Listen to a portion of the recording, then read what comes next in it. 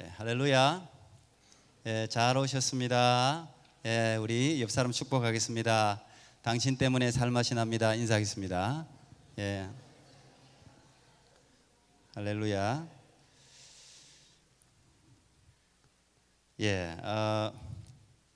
저 뒤에 있으니까 밑에서 고기 굽는 냄새가 여기까지 올라오네. 오늘 어쨌든 여러분 청년 여러분들이 행복한 그런 시간이 되기를 축복합니다. 청년들이 행복하면 미래가 행복한 거예요. 제가 얼마 전에 그 어떤 강의를 하나 들었는데 그분이 신부를 택할 때, 여자를 택할 때 다른 거 보지 말고 한 가지 보라고 그러더라고요. 그게 뭐냐 하면 웃는 얼굴이에요. 웃는 얼굴. 자, 옆 사람 바라보면서 스마일 해보세요. 스마일. 그냥 이 웃는 얼굴 하나만 가지고 있어도 인생에 성공할 수가 있대요. 난 인생을 살아본 사람으로 맞는 이야기라고 생각합니다. 언제나 이 공부를 좀 못해도 상관없어요. 항상 웃는 얼굴로 사람들을 대하고 인사하고 하면 희망을 주고 내가 또 스스로 힘을 얻고 그렇게 되는 것 같아요. 청년들이 얼굴에 웃음이 있으면 그 나라 미래가 있는 거예요. 그 가정의 자녀들의 얼굴에 평안이 있고 웃음이 있으면 그 가정의 미래가 있는 거예요. 청년들이 행복한 나라 캐나다, 청년들이 행복한 나라 대한민국, 그런 나라 여러분 주인공들 되기를 바랍니다. 오늘 꿈을 도둑맞은 청년들에게 지난 우리 작년 11월 달에 제가 이런 제목으로 말씀을 나눴는데 어디 길을 막 가고 있는데 어떤 그 다른 교회 목사님입니다. 저를 보더니 목사님 그 아마 신문에 보고 이야기하는 것 같은데 교회 청년 집회했는데 꿈을 도둑맞은 청년들에게 이 제목을 누가 붙였습니까? 묻더라고요. 내가 붙였지 그렇게 이야기했더니 너무 멋있는 제목이라고. 근데 사실은 이 제목은 카피한 겁니다. 여러분 꿈을 도둑맞은 사람들에게라는 책 보셨어요? 잭 캔필드 아주 유명한 그 101가지 뭐 이야기인가 뭐 그거 지은 분인데 하여튼 그분이 적은 책인데 제가 예전에 봤는데 그 제목이 생각이 나서 꿈을 도둑맞은 청년들에게. 오늘 그 이 시리즈를 제가 이어가려고 합니다. 지금 우리가 마가복음으로 말씀을 듣고 있는데 가끔씩 제가 꿈을 도둑맞은 청년들에게 이 제목을 좀 이어갔으면 좋겠어요. 꿈을 찾을 때까지, 이 시대 청년들이 꿈을 찾을 때까지. 여러분 세상에 나가면 세상 사람들이 두려워하는 세 종류의 사람이 있습니다. 그런 사람은 건드리면 안 돼요. 그 사람은 이길 수가 없어요. 세상이 두려워하는 세 가지의 사람. 첫 번째 사람은 소유에 집착하지 않는 사람입니다. 그러니까 내가 저걸 꼭 가져야지, 저게 내게 꼭 필요해, 나 저거 없으면 안 돼, 저걸 가지기 위해서는 내가 무슨 일이든 할 수 있어, 막 이렇게 되는 사람이면 언제나 약점이 잡히게 돼 있어요. 그것 때문에 비굴해져요. 그것 때문에 발목이 잡혀요. 근데 나 아무것도 필요 없어. 야, 너 돈 줄게, 너 집 줄게, 이것 좀 이런 일 좀 해줘, 저런 일 좀 해줘, 비리를 좀 저질러도 돼, 부정하게 좀 행동해, 나쁜 짓을 할 수 있잖아. 안 통합니다. 소유에 집착하지 않는 사람은 그런 게 통할 수가 없어요. 아주 자유로워요. 두 번째, 그런 사람은 건드리면 안 돼. 그 사람은 건드렸다가는 큰일 나. 두 번째 사람, 세상이 두려워하는 두 번째 종류의 사람은 죽음을 두려워하지 않는 사람입니다. 까짓까 한 번 죽지 두 번 죽어 그러면서 목숨 걸고 덤비면 덩치가 필요 없어요. 일단 목숨 내가 죽었다고 생각하고 인생을 덤비는 사람은 건드리면 안 돼요. 큰일 납니다. 이런 사람을 이길 재간이 없어요.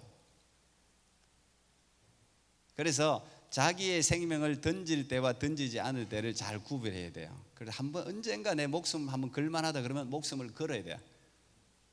그 사람은 뭐든지 성취할 수 있어요. 세 번째, 세상이 두려워하는 종류의 사람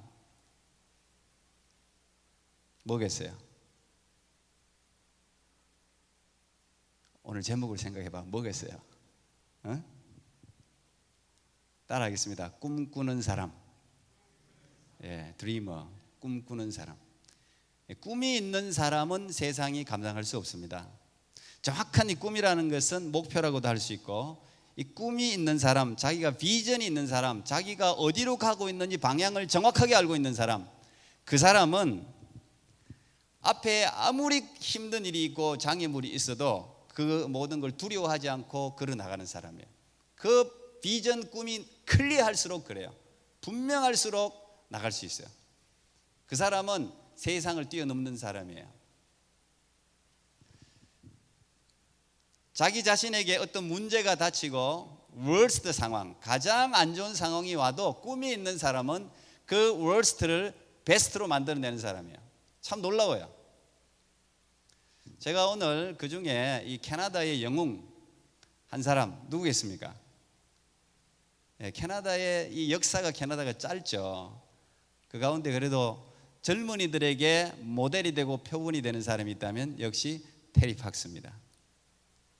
테리 팍스는 여러분 아마 뭐 다 들어보셔서 잘 알 거예요. 희망의 마라톤 지금도 뭐 계속되고 있잖아요. 근데 이 테리 팍스라는 이 청년, 원래는 위니펙인가 거기서 태어났는데 원래는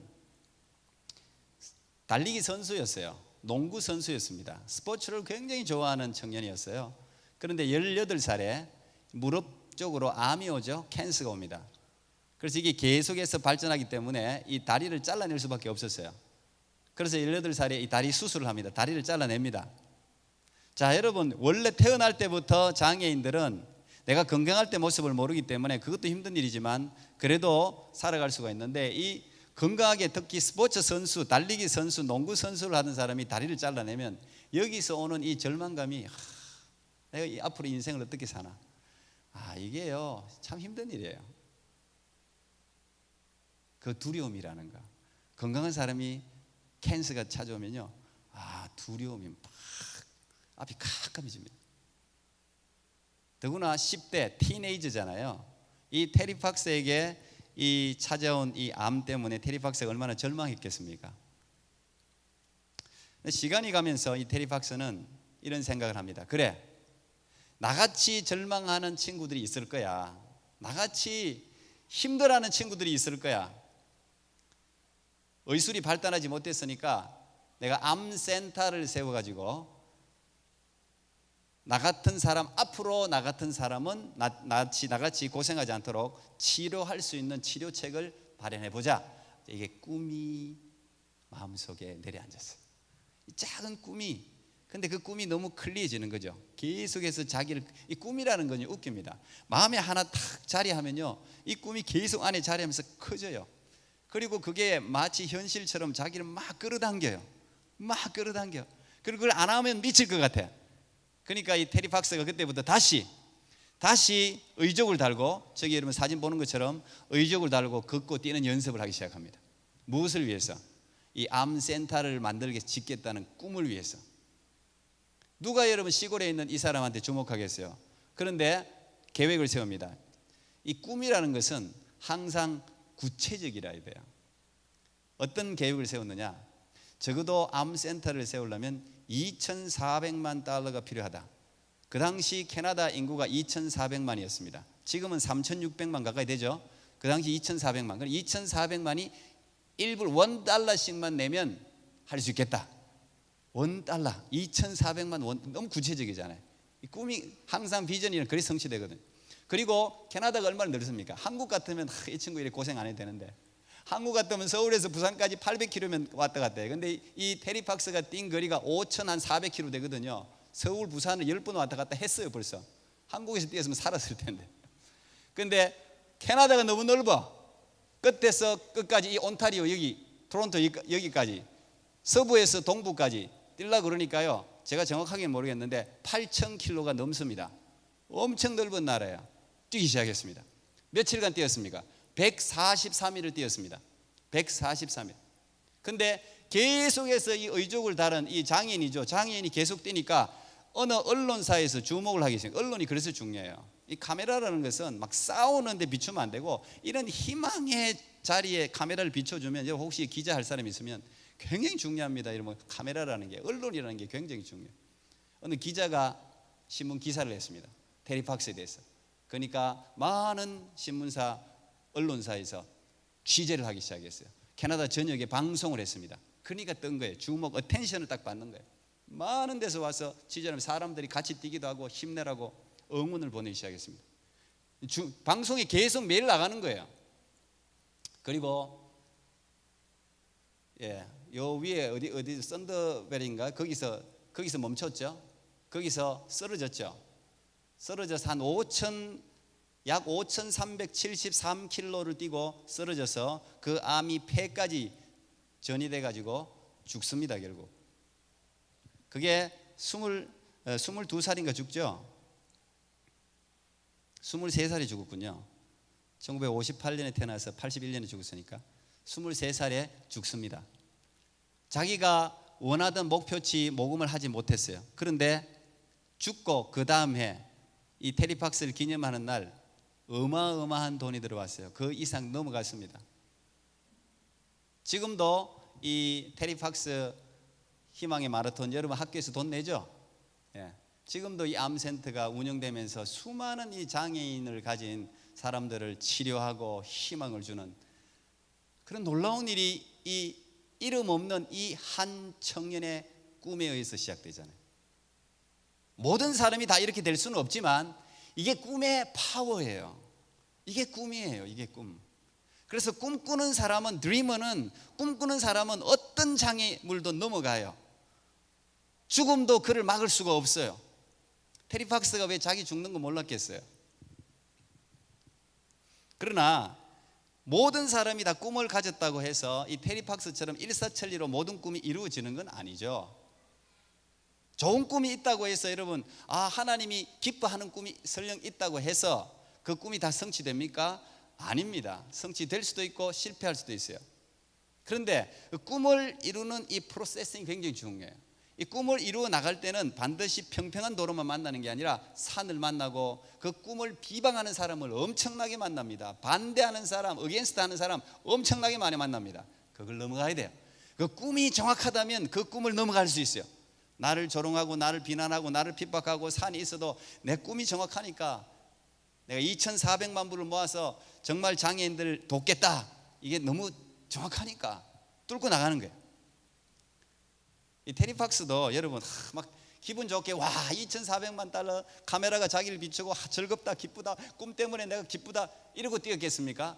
아닙니다. 여러분 매일매일 죽음의 위기, 매일매일 하루에 한 5km 뛰는데 5km도 우리로 봐서는 뭐 누구나 뛸 수 있는 거리죠. 그러나 저 의족을 차고 뛰는데 이 테리 팍스가 이랬어요. 5km를 뛰고 난 뒤에 벤에 울러서 펑펑 울었다 그래요. 저기 테리 팍스 한 말이에요.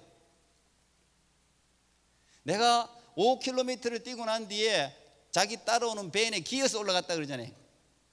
기어서 올라가서 벤에 올라타서는 펑펑 울었다 그래요. 하도 아팠어. 내가 이렇게 약하구나.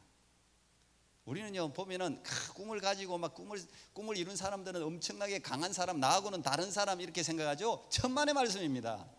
꿈을 이룬 사람들은 다 약한 사람들이에요. 여러분 내성적이고 약하고 이런 사람들 정확한 꿈이 있으면 이룰 수 있어요. 테리 팍스도 그랬어요. 저는 마틴 루터 킹 목사님 참 좋아하는데 마틴 루터 킹 목사님도 그랬어요. I have dream. 그 꿈, 그 당시 최고 인파가 많이 모인, 저는 워싱턴 가면 제가 그 광장에 항상 섭니다. 그리고 그 연설을 항상 생각하면서 제가 그런 모습을 떠올리면서 이렇게 연설을 해봐요. 근데 이 마틴 루터 킹 목사님도 항상 협박을 받았잖아요. 그 당시만 해도 흑인과 백인 이 인종차별이 얼마나 심했습니까? 맨날 전화 와가지고 너 깜둥이 너 죽여, 너 죽인다는 협박 전화를 그렇게 많이 받았다 그래요. 저는 오래전에 그 자서전 읽었는데 그 자서전 읽으면서 제가 그렇구나.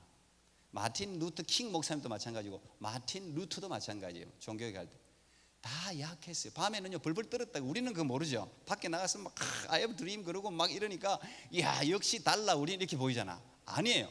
집에 가서는 마틴 루터도 그랬어요. 부인한테 나 너무 무서워. 왜냐하면 교황이 막 협박하니까 너 그만두지 않으면 사제 잘라버린다. 너 죽인다. 위에서 협박했잖아요. 마틴 루터도. 마틴 루터 킹 목사님도 마찬가지예요. 수많은 백인 KKK라고 알죠 여러분? 엄청나게 실제로 권총도 쏘고요.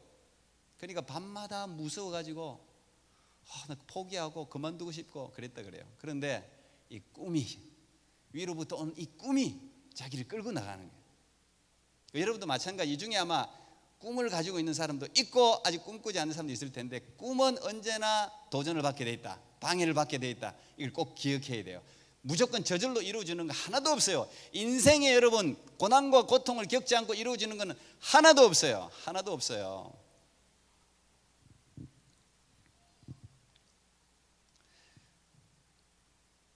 이 전구 처음 발명한 사람 누구죠? 전구 발명한 사람 누굽니까? 이 청년들의 이 학식이 이렇게 무식한가? 전구 발명한 사람 누구예요? 네, 토마스 에디슨이죠. 에디슨이 발명했어요. 근데 이 에디슨이 전구를 발명할 때 전구뿐만 아니라 뭐 수많은 발명품들을 많이 발명했는데 에디슨에 관한 이야기는 너무 많잖아요. 나폴리온 힐이라는 사람이 있습니다. 그 사람도 아주 포지티브한 띵킹에 대해서 굉장히 많이 책을 많이 적었는데, 그분이 인터뷰를 했습니다. 얼마나 많이 실패했습니까? 발명할 때, 이거 전구 만들 때 얼마나 많이 실패했습니까? 그때 에디슨이 그 이야기 하잖아요. 나는 실패한 적이 한 번도 없어요. 실패한 적이 없대. 1000번을 실험해서 999번을 실패하고 한 번 성공한 거잖아. 그런데 에디슨은 999번을 실패라는 생각을 한 번도 한 적이 없다는 거예요. 나는 또 다른 방법을 한 가지 발견한 것 뿐이다. 아, 이렇게 하면 안 되는구나. 아, 이렇게 하면 안 되는구나. 이렇게 하면 안 되는구나. 실험의 과정일 뿐이라는 거예요.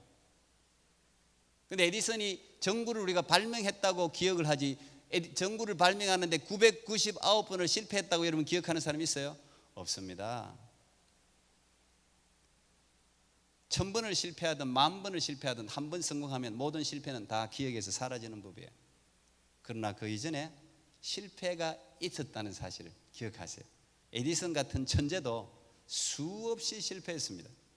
저는 이제 애를 4명 키워보니까요, 애 이제 여러분들도 마찬가지로 완전히 바뀝니다. 처녀하고 애기 낳으면 또 틀려집니다.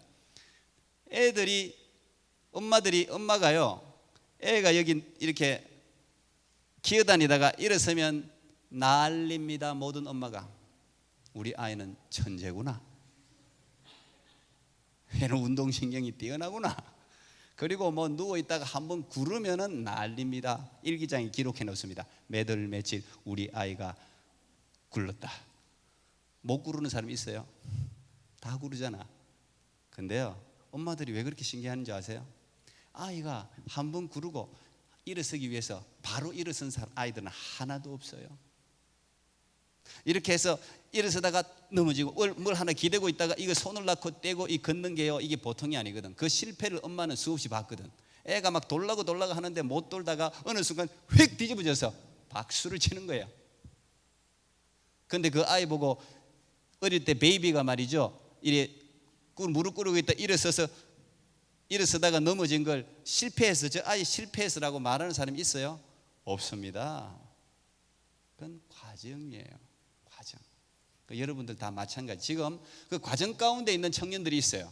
내가 꿈을 가졌는데 뭘 해보려고 그러는데 부딪혀, 안 돼, 넘어졌어. 아, 나는 안 되는가 봐. 그래서 기브업하면 그게 실패예요. 그건 하나의 안 되는 방법을 발견한 것 뿐이에요. 그걸 꼭 기억하세요. 제가요, 요즘 그런 생각을 제가 잘 안 하는데 최근에 들어서 이제 제가 이제 50이 넘어가고 하니까 내 인생을 한번 이렇게 돌아봐.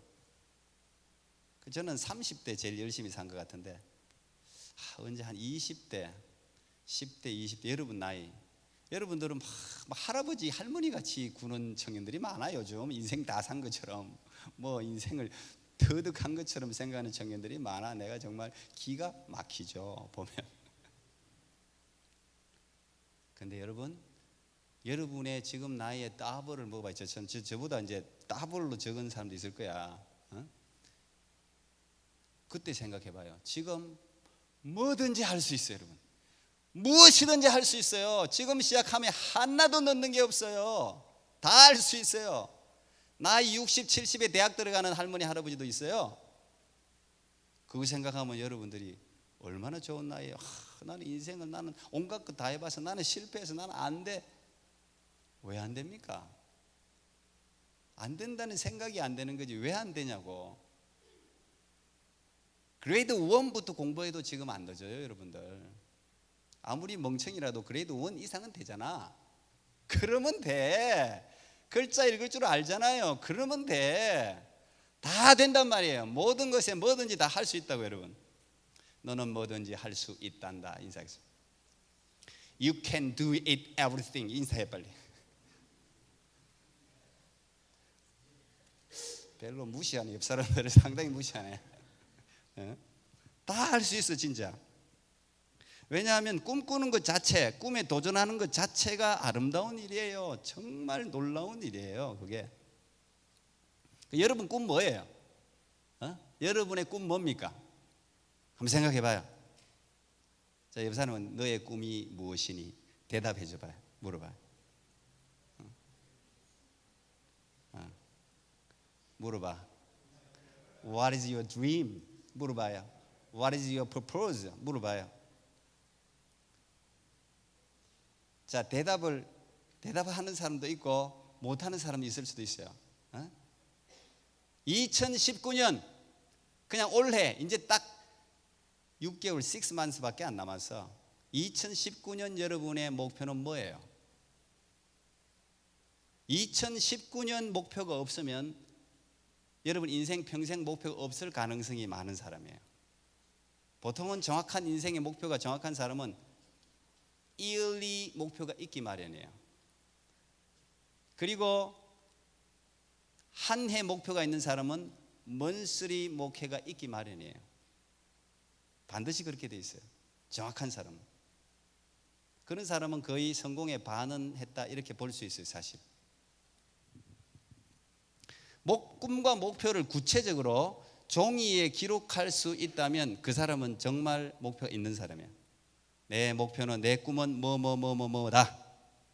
잘 사는 거. 뭐 그것도 꿈이 될 수는 있어요. 돈 많이 버는 거. 좋아. 근데 그건 이제 how to do가 나와야 돼. 어떻게? 좋은 대학 갔다고 다 성공하는 거 아니죠. 뭐 미국의 아이비리그를 갔다고 해서 다 성공하는 거 아니에요. 이거는 이제 오래전에 나와 있는 데이터인데 1953년 예일 대학 졸업한 학생들에 관한 이야기 여러분 아마 보셨을 수도 있어요. 자, 이 재미있는 이제 연구를 한 거죠. 1953년에 예일 대학 졸업한 졸업생들이 20년 후에 다 어떻게 살아가는지를 일일이 찾아다니면서 조사를 했습니다. 1973년 20년 후에 그들의 삶을 조사했더니 그 중에 3% 예일대는 뭐 어쨌든 제가 우리 교회도 내년에 지금 아이비리그 저번에 몇 년 전에 한번 투어를 한번 하려다가 못했어요. 그때 무슨 일 때문에. 내년에 제가 한번 가려고 그래요. 왜냐하면 이 아이비리그 자체가 기독교의 역사예요. 예. 뭐 스탠포드, 뭐 예일, 뭐 하버드 전부 목사님들 다 그 굉장히 그 히스토리를 아이들이 한번 들어보는 꼭 뭐 좋은 대학 가라는 게 아니고 그 히스토리를 한번 들어보는 거 참 좋겠다 싶어서 지금 내년에 제가 계획 중입니다. 근데 이 예일 대학을 졸업한 사람 보니까 그 중에 3%가 미국을 이끌어가는 리더가 돼 있었어요. 그리고 그 3%가 벌어들이는 수입의 합이 나머지 97% 수입을 합친 것보다 더 많아. 근데 그 3%를 조사했더니 예일대학 재학 중에 너의 꿈이 무엇이냐고 했을 때 종이에 분명하게 기록한 사람들이었어요. 구체적으로 내가 이 대학을 졸업하고 앞으로 어떻게 하겠습니다 하는 걸 기록한 사람들, 그 사람들이 전부 3% 안에 미국을 이끌어가고 그 사람들 3%가 97%보다 수입이 많더라는 거예요. 그만큼 여러분이 가지고 있는 꿈을, 목표를 구체적으로 고민하는 거 굉장히 중요합니다. 우리 교회가 가지고 있는 비전 스테이트먼트, 땅 끝까지 예수 사랑절하고 예수 사람 만들어 하나님의 명예를 회복하고 하나님의 나라가 이 땅에 오게 하는 것입니다. 이런 스테이트먼트 하나가요 굉장히 중요합니다. 여러분 스스로의 스테이트먼트를 만들어야 돼요. 혹시 결혼을 했다면 가정 스테이트먼트를 만들어야 돼요. 그 스테이트먼트가 있는 회사, 모든 회사는 스테이트먼트가 다 있습니다. 그런데 그 스테이트먼트를 정확하게 그게 구체적으로 어떻게 실천할 것인가를 가지고 있고 그 회사원들을 어떻게 교육시킬까에 대한 그 과정까지 가지고 있는 회사는 무조건 잘 되게 돼 있어요. 여러분 개인도 마찬가지. 여러분 지금 혹시 셀폰 다 가지고 계세요? 다 가지고 있어요? 혹시 잊어버린 사람 없네 한번 확인해 봐. 야, 우리 집 애들도 학교 가다가 다시 막 뛰어와. 왜? 셀폰 안 가져갔어요. 난 큰일 난 줄 알았어. 셀폰 안 가져가면 어때? 저도 마찬가지예요. 왜냐하면 컨트롤 해가 이거 잊어버리면 돈이라 갖고 저는. 근데 셀폰이든 여러분 뭐 가지고 있는 거 잊어버리면 뭐 그냥 뭐 무슨 큰일 난 것처럼 엄마 아빠 무슨 뭐 사고 난 것보다 더 막 난리를 치는 것 같아. 근데 여러분 꿈을 도둑맞지는 않았어요? 사람들이요 셀폰 도둑맞은 것보다 자기 안에 있는 꿈을 도둑맞은 것에 대해서 아무런 느낌이 없어요. 오늘 이 시대에 나는 가장 많은 도둑이 청년들 진짜 마음속에 있는 꿈을 도둑맞는 것 같아요. 이걸 스톨 당하는 거예요. 이걸 이 시대의 사단 마귀가요 청년들 죽여놓는 거예요. 유스들 죽여놓는 거예요. 꿈을 못 가지게 해. 그냥 이래 살다가 그냥 이젠 공부하다가 그냥 대충 들어가 가지고 뭐 맥도날드에서 뭐 하면 자 자꾸 맥도날드 이야기해서 너무 죄송한데 맥도날드 가는 것도 일하는 것도 굉장히 중요한 일인데 제가 죄송합니다. 예, 그냥 어쨌든 캐시어 그냥 아무것도 안 해도 그냥 들어가서 할 수 있는 거 이런 게 자기의 목표가 된다면 공부하기 싫었어. 그럼 세상이 어떻게 되겠어요? 그런데 요즘 젊은이들이 그렇단 말이야. 난 그렇게 행복하게 사는 거는 괜찮아. 자기가 행복하면 되지 뭐. I'm happy 그러면 되지 뭐. 그러나 모든 청년들이 전부 다 내가 나중에 뭐가 될 것이다. 그 꿈을 위해서 도전할 것이다. 그 꿈을 위해서 sacrifice하고 그 꿈을 위해서 내가 컨트롤하고 이런 게 없어진다면 그 나라는 끝이에요. 끝. 근데 제가 요즘 이제 그런 현상을 보고 있어요. 그런 현상을. 그리고 그 꿈을 잃어버린 사람들은 대부분 다 정신적인 공허 가운데 살아요. 뭐 어디로 가야 될지는 뭐 방향이 없으니까 이리 갔다가 그런 사람들 눈을 보세요. 눈동자가 동태 알아요? 고개 죽은 고개 멍하거든. 멍하다고 여러분.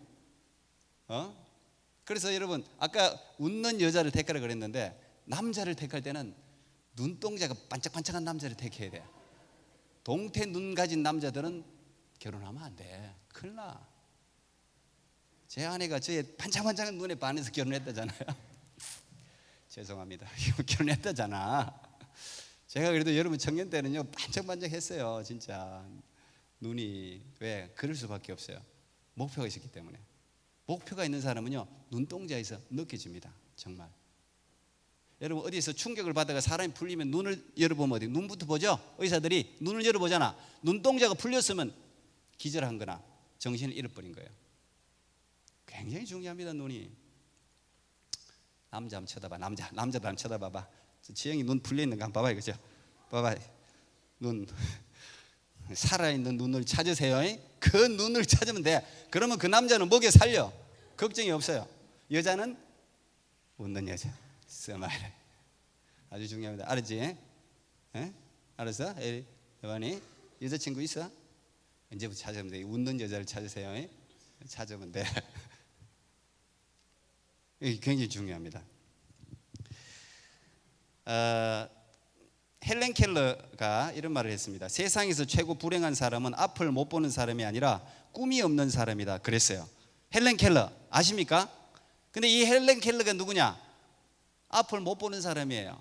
듣지도 못하는 사람이에요. 저도 이 헬렌 켈러 자서전도 읽어봤는데 이런 자서전 위인전을 여러분 많이 읽어보세요. 책을 많이 읽어보세요. 사람에 관한 책을 많이 읽어보세요. 여러분에게 굉장히 큰 도움이 돼요. 이 헬런 켈러도 원래 시력 이 귀를 보지 못하고 태어난 건 아니에요. 원래는 정상적으로 태어났는데 뇌막염이라는 이 열병을 알아가지고 19개월째를 잃어버려요. 난리가 납니다. 애들이 또 보이다가 안 보여봐요. 난리가 나죠. 저도 어느 순간요 목소리가 안 나오는데 이야 절망감이 찾아오더라고. 내 목사인데 스피커잖아요. 이 말이 안 나오니까요. 와 이거 말을 내가 말을 못하면 진짜 어떻게 살까 이런 생각이 들더라고. 앞을 못 본다고 생각해봐요. 그러니까 얘가 굉장히 신경질적으로 바뀌잖아요. 헬런 켈러가 막 그냥 그릇 막 받아 던지고 이렇게 던지고 막 난리가 나 막 깨고 그냥 엄마가 감당이 안 돼. 그런데 이 헬런 켈러를 누가 살립니까? 헬런 켈러에게 천사 같은 설리반 선생님이 찾아옵니다.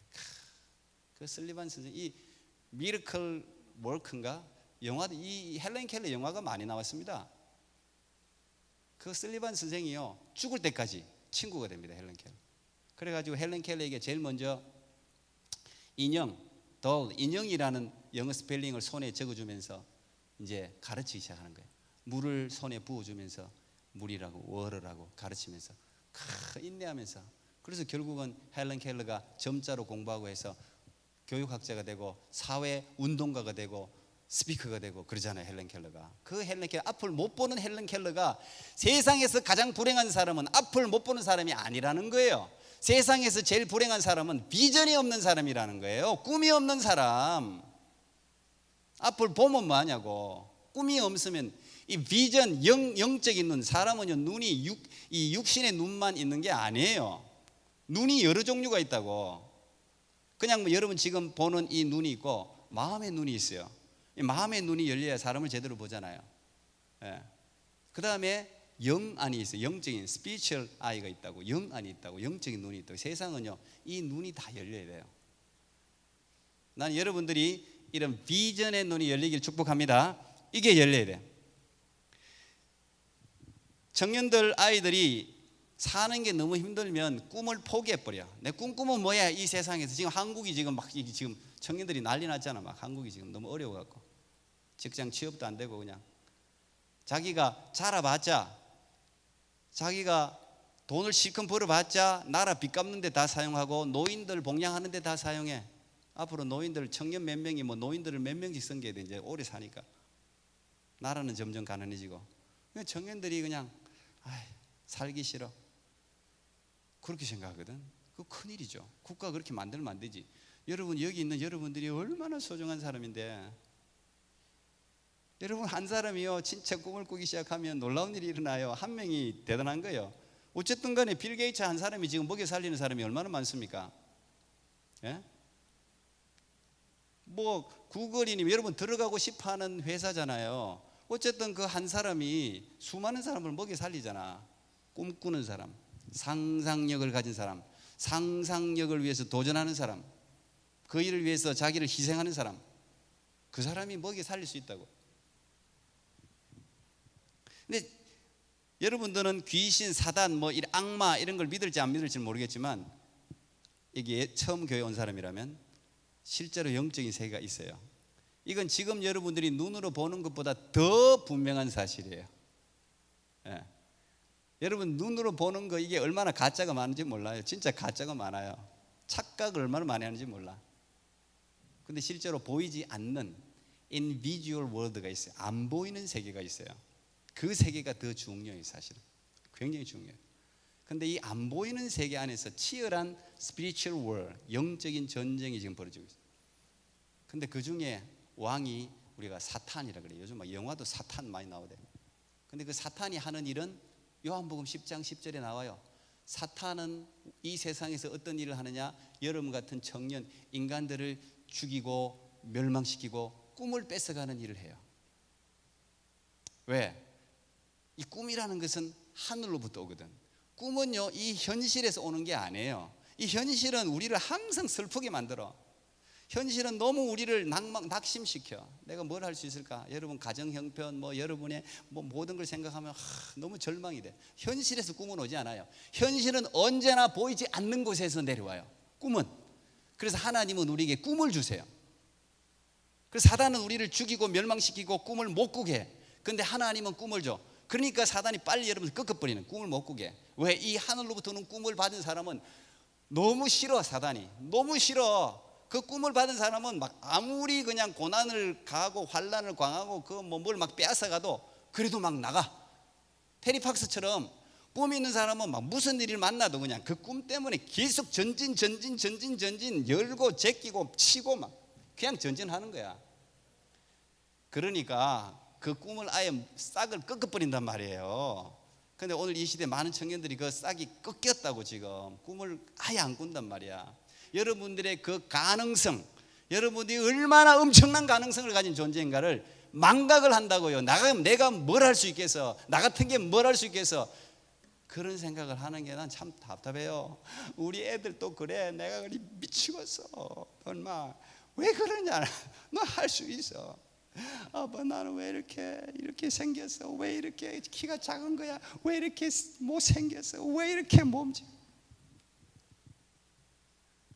이런 건 나를 안 닮았네. 잘난 맛에 살아야 돼. 잘난 맛에 사세요. 여러분 다 잘났어. 너하고 비교할 거 뭐 있어? 여러분하고 똑같이 생긴 사람, 여러분하고 똑같은 사람 세상에 있어요 없어요? 있어 없어? 여러분 같이 생긴 사람 없잖아. 한 사람밖에 없어. 유니크하잖아. 그러면 유니크하다는 것은 가치가 높다는 거예요. 그렇잖아. 세상에서 하나밖에 없는 건 다 비싼 거야. 그거 하나밖에 없는데 여러분 밸류를 여러분 스스로가 높여야지. 하나님의 형상이잖아. 무엇보다 하나님이 만들었잖아요. 작가가, 창조주가, 크리에이터가 하나님이잖아. 하나님의 작품이라고. 하나님의 작품이 여러분 실패가 어디 있습니까?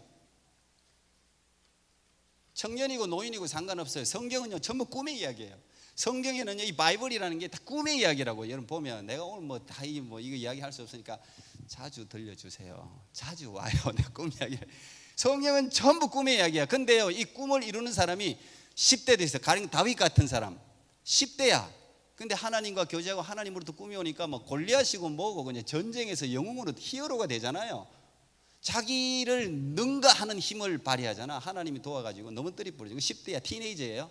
근데 모세 같은 사람은 나이 80에 일을 하긴 한다고. 나이 80 다 노인이 이제 일도 없어. 노인 되면 노인이 무슨 일을 하겠습니까? 노인이 무슨 꿈을 꾸며? 꿈 꾸는 사람들이 놀릴 수 있죠. 눈을 감고 죽기 전에는 우리가 꿈을 꿀 수 있어요. 그게 요엘서 2장 28절이에요. 베드로가 그렇게 해서 성령이 우리에게 임하시면 소년들은 장래일을 말하고 젊은이들은 비전을 보고 환상을 보고 노인들은 꿈을 꾸리라 그랬다고. 그게 개꿈 꾼다는 이야기가 아니에요. 예. 미래를 이야기할 수 있단 말이에요. 나는 끝이 아니라는 거예요. It's not over. 나는 끝이 아니라는 거예요. 나는 미래가 있다는 거야. 미래가. 노인들도 일할 게 있다는 거예요. 그게 성경이 성경. 그게 홀리 스피릿 성령이에요. 성령 여러분이 임하면 그냥 꿈을 꾸는 거예요. 꿈을. 놀라운 거예요. 내가 배웠건 못 배웠건 내가 뭐 캐나다에 있건 한국에 있건 어디에 있건 상관없어요. 내가 프리즌 감옥에 있어도 상관없어요. 언제나 꿈을 꾸는 사람은 그 자리에서 항상 자기 일을 발견해. 미래에 대해서 소망이 생겨. 내가 살아갈 이유가 생겨. 그래서 눈빛이 다른 거예요. 감옥에 갇혀 있어도 눈빛이 다르다니까. 이 시체 놀이 안 한다니까. 이런 거 안 한다니까. 성령 임하면 눈빛이 살아있다니까. 그게 꿈이에요. 그게 꿈. 그게 놀라운 거예요. 어떤 가정에서 자랐느냐, 어떤 환경에서 자랐느냐, 이게 그 사람의 미래를 결정하는 게 아니에요. 그 사람이 어떤 꿈을 가졌느냐, 그 꿈을 향해서 어떻게 살아가느냐, 그게 결정하는 겁니다.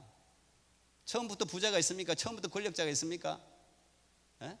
여러분들 저 사람은 뭐 금수저로 태어나가지고 저 사람은 뭐 집안이 좋아서 잘 되겠지. 천만의 말씀. 그 아버지한테 물어봐요. 처음부터 부자 잘 없어요. 물어보면 나도 너처럼 그랬다 그런다고. 거기서부터 밑바닥에서부터 꿈을 가지고 꿈을 키우고 꿈을 위해 노력하고 부단히 테리팍스처럼 앞에 힘들고 어렵고 벤에 올라타서 너무 힘들어 죽겠어 펑펑 울고 나는 너무 약해 그러면서도 자기 자신을 오버컴하는 거야. 오버컴이 왜요? 꿈 때문에 하는 거예요. 그 꿈 때문에 그걸 자기 처지를 넘어가지고 계속 전진하는 거예요. 나는 약하지만 특히 예수 그리스도를 믿는 사람은 하나님이요 지속적으로 꿈을 줘요. 왜냐하면 하나님은 온 천지 만물을 만드셨기 때문에 어디에 있으나 계속해서 내게 꿈을 줘. 계속해서 나를 도와. 그러니까 그 꿈이 나를 계속해서 모든 어려움들을 넘어가게 한단 말이에요. 근데 이 꿈이 없어버리면, 오늘 여러분 이 잠언 29장 18절 말씀이 그거예요. 꿈이 없으면 사람들이 방자히 행한다. 이 방자히라는 말 모르잖아요. 그 말이 원어로 보면은 세 가지 뜻이 있는데, 첫째는 벌거벗었다 이런 뜻이 있어요. 꿈이 없으면 수치스럽게 살아가네. 마귀의 공격에 표적이 돼요. 꿈이 없는 사람은 자기의 과거 있잖아요. 자기가 과거에 잘못했던 거, 실수했던 거, 죄 지었던 거, 여기에 사로잡혀 갖고 맨날 수치감으로 살아. 제가 이거 마지막 결론으로 이야기하려고 한 건데, 이 마지막 이 수치감, 이게 때문에 그래, 하나님의 꿈을 주는데 내가 누군데, 옛날에 내가 얼마나 나쁜 짓을 많이 했는데, 막 이런 생각하면서 부끄러워 가지고 하나님의 용서와 사랑을 안 받아들여요. 다른 사람들이 아니야, 넌 할 수 있어, 야 너 지금 충분히 할 수 있어, 옛날에 잘못된 실수는 누구나 하는 거야, 너 다시 하면 돼, 이렇게 이야기해도 그걸 안 받아들여. 그게 사단이 하는 일이에요. 여러분, 실수 안 하는 사람 있어요? 약간 차이밖에 없어. 어떤 사람은 큰 실수하고 어떤 사람은 작은 실수하는 거예요. 중요한 건 뭐예요? 자기 그 실수를 덮어주시는 하나님의 용서를 억셉하는 거, 받아들이는 거. 그게 용기예요. 그게 믿음이에요. 그걸 받아들여야 돼. 그리고 다시는 동일한 죄를 안 지으면 돼요. 그건 성령님 도와달라고 기도하면 돼요. 노력해야 되는 거예요. 그래서 새로워지는 거예요. The old has gone, the new has come. 과거는 가고 새로운 것이 오는 거죠. 그래서 우리는 new creation, 새로운 피조물. 놀라운 일이죠. 그런 뜻이 있어요. 벌거벗다는 뜻이 방자히 행한. 꿈이 없는 사람은 그리 되는 거예요. 꿈이 없으면. 근데 그 꿈 때문에 내 수치와 내 과거의 모든 것을 넘어가는 거야. 그걸 예수님이, 야 너 멀리 했어, 그거 없어졌어, 그게 매이지 마, 넌 새로운 피조물이야, 너 새롭게 됐어, 새로 시작해, 내가 새로운 꿈을 줄게. 운더드 힐러, 상처 입은 치유자로. 너 옛날에 그 죄 지었으면 그래, 지금도 거기에 빠져 있는 사람들이 있으니까 그 사람들을 구해. 그게 꿈이에요. 그게 꿈. 그게 꿈. 테리 팍스가 그 꿈이잖아요. 자기하고 똑같은 사람을 돕고자 하는 꿈. 그 꿈. 그 방자에 행한다는 게 두 번째 뜻이 반역한다는 뜻이에요. 게으르다는 뜻이에요. 게으르다. 꿈이 없는 사람은요, 게으르게 돼 있어. 목표가 없으니까 뭘 해야 될지 모르잖아. 눈 뜨고 일어나서 오늘 뭘 하지 떼굴떼굴 굴다 누가 전화 떠고, 야야 오늘 어디 놀러 가.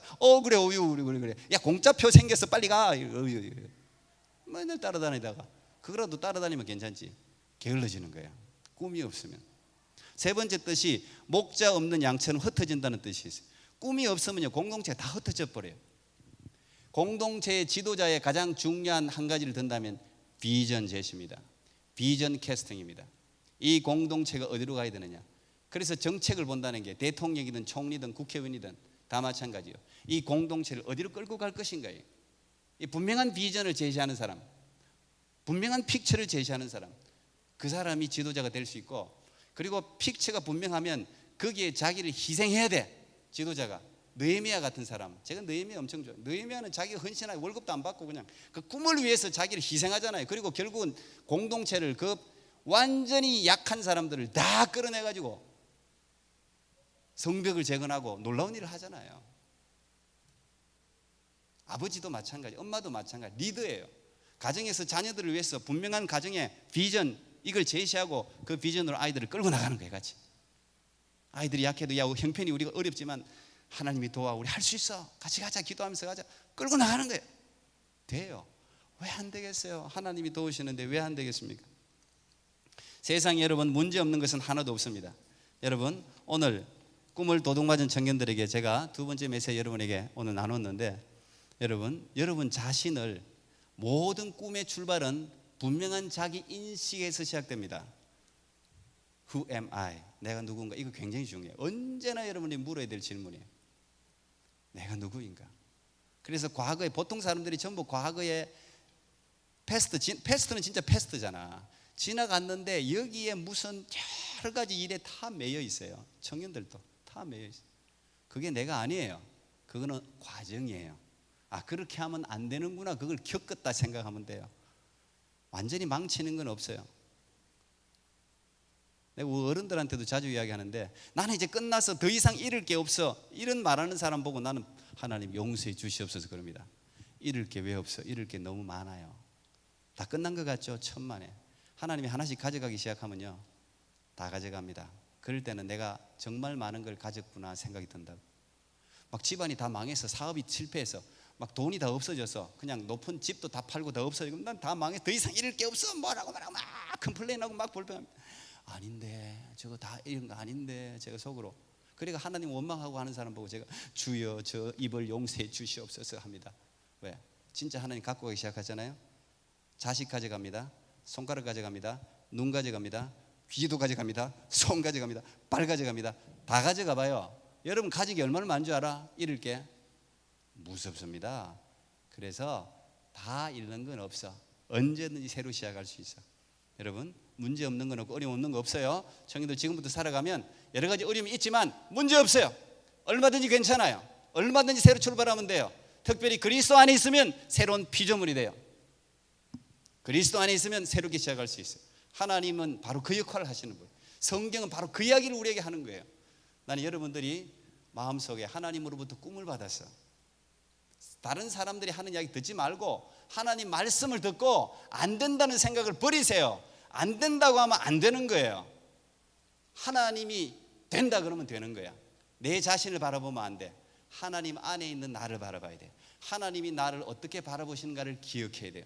그러면 넘어갈 수 있어요. 하나님이 여러분을 도우셔서 놀라운 일을 행하실 줄 믿습니다. 아멘. 기도하겠습니다.